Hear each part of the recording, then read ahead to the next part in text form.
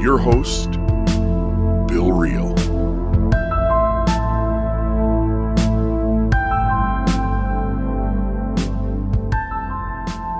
Welcome to another episode of the Almost Awakened podcast. I'm your host, Bill Reel, and I am grateful for this chance to be with you this morning.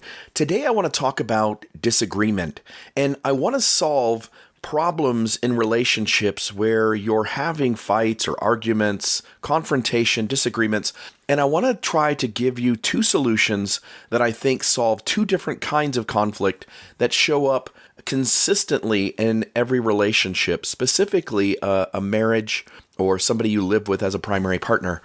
And so I want to reach out here and first say, look, we're humans. It's messy, it's complicated. We're going to have disagreements no matter what. Like, we're going to bump up against other people. There are several situations that I think are relatively common, and I want to talk about a couple of those. So first, let's say this. When you and another human live together in the same space, you're not just going to a party and seeing each other once a month, but instead you're seeing how the other person brushes their teeth. You're there when they're loading the dishwasher. They're there when you are folding the laundry. We're going to have grown up. First off, we have our own predisposition. And you know this if you have kids. Like, every one of your kids is different, even though perhaps your parenting style was somewhat similar in the beginning to these children.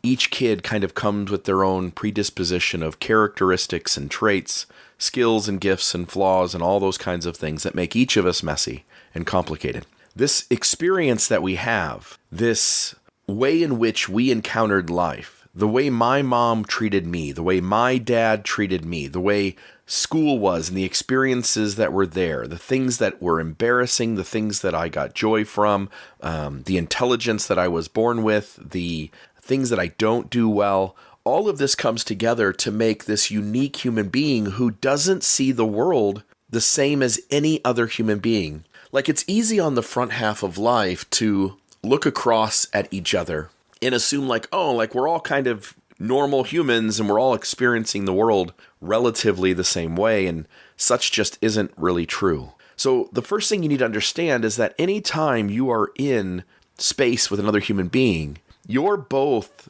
bringing all of your life experience, all of your tragedy, all of your joyous moments into that experience, and again, the predisposition that you come with, and that causes you to see the world very differently. So what happens is that when an event happens, when something goes down, and it can be anything because lots of different things set various folks off, and we're each triggered in these areas around our experience.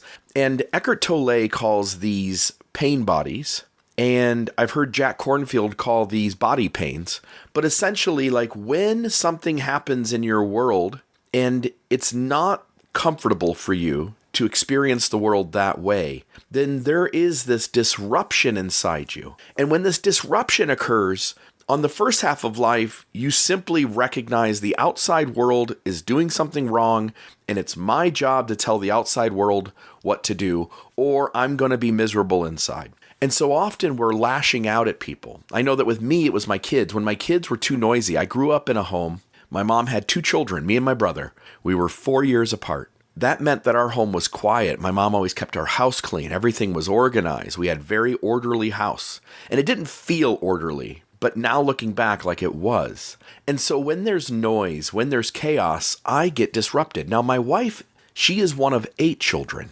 And being one of 8 children, there was noise and chaos all the time. So noise and chaos doesn't really bother her. She can be in a home where kids are running around and making a ruckus by my standard, and she's completely calm. On the other hand, I get a lot of tension inside. I get anxiety. I feel disturbed inside. And when that happens, I want to yell out, hey, whoa, hey, everybody, slow down. Whoa, let's get quiet. Let's quiet down. That's too much noise. My wife will look over at me, and she'll say, hey, whoa, let the kids play. They're just playing. They're getting along right now. Why are you being so tough on them? And my whole reason is because this triggered me. And we're all being triggered. And when we do get triggered, what happens first is we feel something. We don't assign a story to it first and then feel it. We feel it and then assign a story to it and assign a name to it. So when you feel that disturbance, it's coming from some trigger due to your body pains or pain bodies. Your life experience and your predisposition has set you up that certain things bother, annoy you, make you uncomfortable, give you anxiety, make you angry, make you sad, and they're not the same set of things that set off the person next to you. So when you encounter bumping up against another person and their lived experience, you feel something, and it generally is described as somewhere in your chest or your gut. And you feel that anxiety, anger, sadness, turmoil, whatever it is. There's 1,000 things it can be. And again, it's really not any of those. Those are the names or the labels that you apply to them, but you feel them first. And then your brain names it, what is causing it, what can be done to fix it, what it is you're feeling. And if someone said, hey, what are you feeling right now? You would go, I'm feeling this. And they would go, why are you feeling it? And you would lay out why. But what you don't get is you're the only person in the room who's being disturbed in that way based on what's going on. Now, other people may have similar pain bodies or body pains. They may have those. But the reality is no one's feeling it like you are. And you've also had a lifetime of trying to sort out how you're going to respond to these inner disturbances. So maybe as a kid, you found that going to your room and laying in your bed by yourself resolved it. Maybe you found that confrontation resolved it. Maybe you found that you tried confrontation, but that didn't work. So now as an adult, you go quiet into your room. Or maybe you went quiet into your room and nobody came to soothe you when somebody bumped into you and bumped into your humanity. And so nobody came to see you. So now as an adult, you do confrontation. And so each of us brings these sets of mechanisms and behaviors in order to put the world back into place. And this is what is called shadow. It's our shadow side. It's this unhealthy side that we really don't honestly admit to. We kind of hide it. We kind of distance the real thing going on from the language that we give to it to explain to others. We're deceptive about what it is. And we use it. We use this disturbance. And then we go, you know what? That disturbance is real. It bothers me. I want the world to be back the way I want it. So now I'll start manipulating and coercing the world to be what I need it to be. And nobody else in that room is experiencing that the way you do. So there's the first point, to set up kind of the background of what goes on. Now, let me go into some of the kinds of disagreements that we have. The first kind of disagreement is what I call listening and hearing wrong. In conversations every day, you may be sitting in the car and you and your wife, one of you is driving, the other one's giving directions. You might be at a restaurant and discussing what your favorite dessert is. You might be at the theater and talking about who your favorite superhero is. And often when we're in conversations, two human beings are using language. Language is an invention by human beings. And it doesn't come at the very beginning. It comes somewhere along the way. In other words, human beings come on the scene. And at some point, human beings develop enough in their vocal cords to make several more distinct sounds. And this allows them to do language.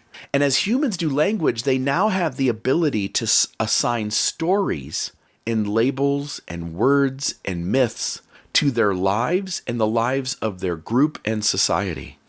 And this language is a way that you and I can go like, I think we're on the same page. We're using words that we know have these meanings, and we are arriving at some sort of similar meaning with each other. But it doesn't always go well. Sometimes when we're using language, one of us says the wrong thing, or one of us hears the wrong thing. So my wife is telling me about this cookie that she had. And while she starts the conversation off in her brain, thinking she said cookie, as I'm listening to the conversation, in my brain, I think I heard brownie. And so as the story goes along, at some point, I'm not making sense of the story she's telling. Something feels out of place. And when I go to say, hey, baby, in some way I go, hey, this is confusing. And I may say it really gently. And maybe because the conversation is one of tensity, not cookies and brownies, but something else, maybe I come in with a little bit of tenseness to me. And I'm trying to figure out why the story doesn't make sense. And so then she comes back and says, I don't understand what you don't get. Like here I was eating this cookie and I'm like, well, hold on. I heard you say brownie. She goes, no, I said cookie. No, you said brownie. And now here you are off as a couple, spiraling out into an argument because one of you thought you said something and the other one of you thought you heard something. Now, it can be as simple as actually saying or hearing the wrong word. It can also be, and often is, a misunderstanding of the words that are used. Sometimes somebody uses the wrong words. Sometimes somebody interprets the right words as meaning something other than what the original person intended it to mean. This is constantly happening. It happens so much, we don't even pick up on it most of the time. I'm sitting at a party and I'm sitting in a group of 15 people and we're all having different conversations per se. And as you sit back and just listen to the group of people talking, this group here and that group there, and these two people here and those two people there, often you'll recognize that those two people are somewhat involved in completely different stories, even though they're both saying and hearing the same vocabulary used. This happens a lot. We humans use language to get as close as we can, but we are almost always missing the mark. So as you're having a conversation with this person that you care about and you love and who cares about you and loves you, because of the shortcomings of human language, because of the shortcomings of our brain thinking it's pulled the right words out but trying to quickly move through a conversation, because of our brains and how it takes the words that go into our ear and it processes them and tells our brain what was said and what it should mean, there is misunderstanding all the time. This is the first kind of conflict that I want to talk about today. When this happens, you can start to be present and be aware of it. You can start to hear with new ears. Let he who has ears to hear, hear. Let he who has eyes to see, see. Once you sit present and your brain completely understands that there is misunderstanding in every conversation, two things can happen that can resolve these kinds of situations. Number one, you can grant some degree of charity. You can recognize that you say things wrong and you hear things wrong. You can recognize the other person says things wrong and they hear things wrong. There's no way to know who it was that actually said it wrong or heard it wrong. You can fight about it. You can argue about it. You can tell the other person that you've got the right way figured out and they're the ones who are wrong. But what it is simply two humans misunderstanding each other. Here they are, these two beautiful human beings who want nothing more really than to get along and be okay and have their world be okay. And sometimes it just doesn't go that way because the world is unfolding right in front of us the way it does. So then you have this conflict where your ego is competing to win. Your ego is rising up in those moments because you have a need to be right.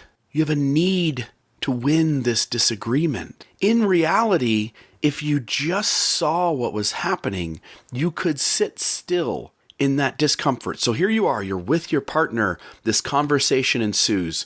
One person thinks they said something, the other person thinks they heard something, and now you pick up on something is confusing or doesn't fit. The moment one person notifies you that they said something and you heard something else, instead of your ego jumping out and going, hey, you are right, that person's wrong, and they need to be told it. They need to clarify. They need to be more careful what they say. The reality is, all you have to do is acknowledge that sometimes you say it wrong, and sometimes you hear it wrong.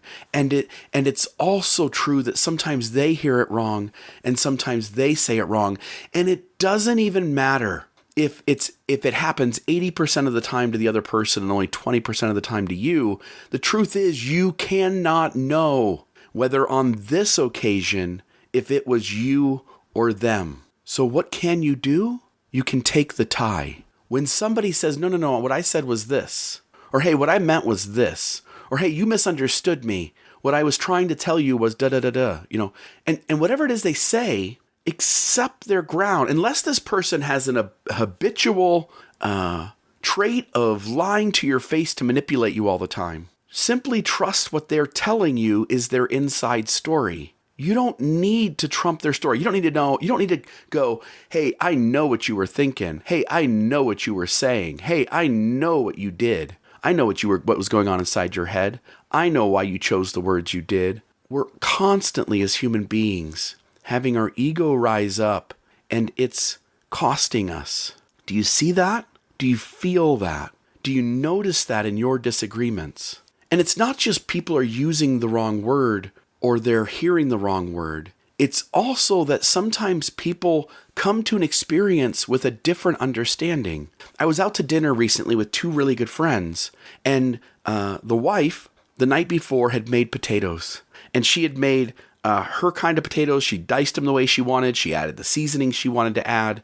And dinner gets done, and they eat them. And everybody says dinner's great. And then the next day comes, and the husband wants to make potatoes again tonight. So she's in the kitchen with him, and she's helping him by dicing them the way she diced them the night before. And she's helping him by seasoning them the way she seasoned them the night before. And the whole time, he's getting frustrated inside because he doesn't understand why she is imposing herself on this thing that he's trying to do. In her mind is a story that he wants the same potatoes he had the night before. Why wouldn't he? That's the reason he's asking for them again on a second night. They were so damn good. And the reality is that he wants potatoes, but he wants them different. And so both of them have these two different stories in their head as they're participating in the same event together in the same space. And eventually he gets so frustrated. He's like, what the hell are you doing? Why do you keep messing up my potatoes? And she's like, I thought you wanted potatoes. I do want potatoes. Well, I'm helping you make them the way I did last night. Well, I don't want the potatoes you made last night. And you see what happened? Both people are upset and hurt, but they simply recognize in the other person that person is operating in the world in a way that doesn't make them comfortable. Whether it's the husband who sees his wife taking over, or if it's the wife who doesn't feel appreciated because she's trying to help him make the potatoes that were so damn good last night. And this is happening on a daily with you and your partner, you and your spouse, you and your girlfriend, you and your live-in roommate, you and your children, you and your parent. You're constantly having this realization that the two of you are experiencing the world in different ways, and that disrupts your insides to the point where your ego lashes out at the person. If you could just see it, it would slow down all of these interactions significantly. And it would give you brief moments in these to turn them around. Now, you're going to fail. You're going to fail the next time it happens. You're going to fail 100 times from now. But what's going to start to happen is you're also going to start to get some of them right. As I was listening to this husband and wife talk, I looked over at my wife and we nodded at each other because we knew right then it was take the tie. This was a perfect moment to take the tie. They're both telling the story and they're both sharing how they were frustrated with the other person. And the realization is in that moment, if you catch yourself, you get to take the tie. In the tie, everybody wins. Because your healthy side, all it wants to do is go back into connection with that human being. It just wants to be good again with that human being. So you find ways to mutually just own that this naturally fell apart, and it really isn't based on any kind of real unhealthiness of one person towards the other. You see, in this sort of fight, in this sort of disagreement, in this sort of argument, nobody's the bad guy. It's just misunderstanding. But if you don't take it in that precious moment where one of you can be aware that it's just an honest misunderstanding, if you don't catch it there, the very next thing that's said will cause that conversation to spiral out. And one of you or both of you will find yourselves in a hole emotionally that you can't easily get out of. Do you hear that? This is the importance of being present. This is the importance of sitting in moments as they're happening and being an observer. The way I explain it to my wife sometimes is that in my head, in my brain, as I'm thinking about these kinds of things, my ego is this separate thing from me. And I sometimes think of it as like a ball of energy. And I allow it mentally to be outside of me. It'll sit on my shoulder, but it's a separate thing. And my ego stays detached from me when I'm being present. And so when I'm in these conversations, and again, I'm failing at it all the time. I'm only telling you about the successes. I am failing most of the time. But now, unlike 5 years ago, now I also have success stories. And the success stories are ever slowly increasing. They are growing. When you're present, you recognize that moment where there's just a human misunderstanding between two good people who don't have any manipulation or ulterior motive. And you catch it and you recognize your ego. I can visualize my ego and I can see it wants to like lash out. Hey, whoa, slow down. I'm not going to let you get away with that. Like I see the ego wanting to do that. And then I just smile because I caught it. It's one of those moments where I did catch it. And now I get to go into my healthy side and go, hey, what was just said right there poked me a little bit. Can we pause for a moment? I just want to get clarification. Here's what I thought you said, and here's what I felt and heard, and I would like to just see what maybe happened there. That's one option. And sometimes that will spiral out too. Another thing you can do is just let it go, just move on. And that's the whole idea of relax and release. Just let it go. You can relax your body, sense what was going on there, but know it's separate from you. You're not your ego. Recognize it's separate from you and just release it and just move on. A week from now, will that disagreement stick out? And maybe a week from now it does, and maybe you still need to talk about it. Fine. But my gut tells me most of the time it's going to be just completely forgotten, and now you're just back in a good place with your partner. Now, we shouldn't let our partners hurt us in unhealthy ways. We should have room to set boundaries and to not tolerate continual unhealthy behavior. But what I'm talking about here is a very different thing. So my 2 cents is be present. And if you don't know how to be present, start meditating and start reading things from Buddhism and other kinds of Eastern thought. If you understand Buddhism, the 4 Noble Truths, the first noble truth is the truth of suffering. But the second noble truth is the cause of suffering, which is you grasping to pull things in that you want the world to be, pushing away the things you don't want, and manipulating and coercing the world to show up the way you want it to, when in reality the world is just unfolding in front of you the way it does, and you really don't have the control you think you have, nor when you try to exercise control you don't have, you're not acting in healthy ways. So take the tie. It's an easy way to do it. Hey, baby, I thought you said cookie and I heard brownie, but I could have been wrong too. Or, hey, you said this word. Is that the word you meant? Oh, no, you meant this other thing? Oh, perfect. Totally get it. Like the moment you start responding that way, then the whole universe changes. The second one is when you are being unhealthy, both of you. So this is the second kind of disagreement. I'm at a party the other night, and my wife, innocently, by the way, imposes on the group of people at this get-together. She imposes me into the story to help another person know what they should do to be their healthiest self. Hey, Bill, tell Jerry how he should do this thing. And inside of me, I don't want to be responsible for any other person and their bad experience. Like, I've got no problem sharing an opinion or advice. But when it's worded in such a way that I am being asked to be their expert, I don't want to be that. Now, my wife doesn't know that. Like, all she knows is that Bill reads a lot of stuff about this thing, and Bill is often sharing his opinion on this thing. So Bill's the perfect person to help Jerry resolve how he should operate inside of this paradigm. And so she thinks she's just getting me involved, and I'm feeling poked because I don't want to be this other person's expert, and I don't want to be responsible if things don't go well for them. And so what I did was, the very first thing I did was say, hey, I don't want to be his expert. And she's not picking up on that I'm trying to bow out. She just thinks maybe I'm embarrassed to say it, or I'm I'm being too humble about it, whatever it is. And so she says it again. No. You're the perfect person for this. Tell him what to do. And at that point, I make a joke. And a couple people in the room chuckle. And my joke is intended to be this soft way that not everybody can pick up on, that hopefully my wife picks up on, that I want to be out of this conversation. I don't want to be in it. And my wife doesn't pick up on it. Because guess what? Again, we sometimes we think we say one thing and the other person thinks they hear another. But now what happens is I am poked.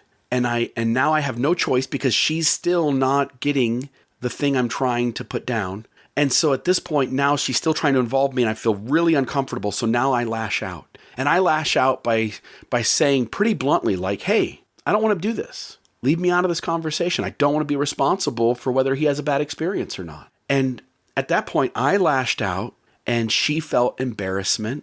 She felt hurt. And at that point, she walked up and she said, I'm sorry. And she walked away. But it didn't resolve it for me. Inside, I'm all tangled up inside. And I'm in front of people. And so now I'm feeling embarrassment. And I don't want her to feel embarrassment. I'm like it's just a clusterfuck. It just is.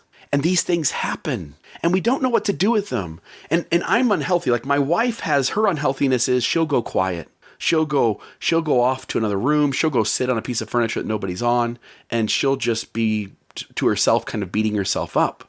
And the way I'm beating myself up is I need to kind of like hash it out. Like I need to sit down with you and I need to go through every point. I need to know how it started, what happened in the middle, how did it end, how do we fix it, how do we put it back together? And guess what? Those two modes of operandi don't go well together. They clash.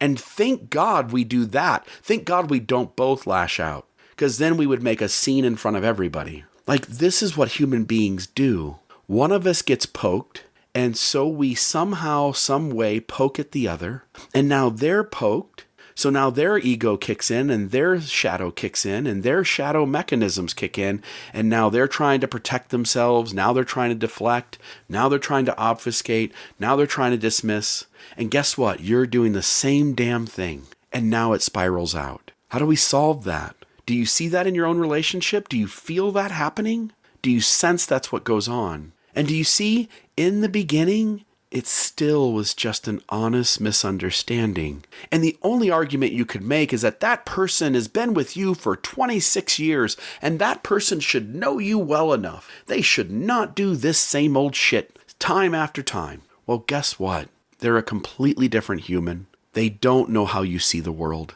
Even though they've lived with you every day of your life for the last 26 years, they don't know how you see the world. They don't know what happened in your childhood. They don't know what triggers you or what doesn't. And they're more than happy to try and understand that and to help you be in the world in a safer way, but they're going to fuck it up. And you're going to fuck it up. That's normal human interaction. So the moment you can sit in space with other humans and just allow that there's going to be some of these fuck-ups no matter what, and that with the person you live your life out with, that they're going to happen and you're going to be frustrated or not. Like you don't have to be frustrated. Like that feeling comes inside you, but you don't even have to name it. A good friend of ours, Thomas McConkie, once said, like when that feeling comes in, by the time you name it, the terrorist is already in the cockpit. You see, if you're present and you feel it and then sit with it, and now figure out, how do I enter back? You have to be wise. How do I enter back into this conversation with this disturbance in a healthy way? How do I do that? Okay, here's my ego. Oh, I can see it. That's what my ego wants to do. My ego wants to lash out. My ego wants to put my partner in their place. My ego wants my partner to feel shame so they don't do this to me again. But that's your bullshit. That's your unhealthiness. That's your shadow. Do you see that? Do you feel that? The moment you learn to be present and catch those moments, you get to enter back into the conversation in a healthy way. Now, it still might fuck up. It still might spiral. That's so possible. But you're going to now have successes from time to time. And if you're willing to sit with yourself and go like, oh, like that didn't work, or oh, like it worked for a moment and then my partner's ego got the best of them for a second, so then my ego kicked in overtime and I couldn't overcome it that second round. Like, how do you handle conflict? How do you handle confrontation? The solution is to sit with the disturbance and then to wisely enter back into this interaction with another human being. I'm going to let that conversation sit there. I think that's enough for today. I hope, though, that you see the wisdom in these two ways of handling conflict and interaction and disagreement, and that there are healthy ways to show up, and the healthiest of people are aware of this dynamic as it's happening in a conversation. If you got value out of today's conversation, would you do me a giant favor? Would you go to almostawakened.org and click the donate button and donate $10 a month or donate a $50 bill? Will you do that so that I can keep doing conversations like this where I help you to be a better human being? Will you do that? Will you send a donation our way so that these conversations can continue for a long time into the future? The interviews that we've had recently with Veronica Funis or Brittany Hartley, conversations that we've had with experts in various industries that contribute to our awakeness, or whether it's just me sitting here talking into the microphone, sharing my experience and my insights to try to help you be just a little more awakened today. Thank you, and see you next time.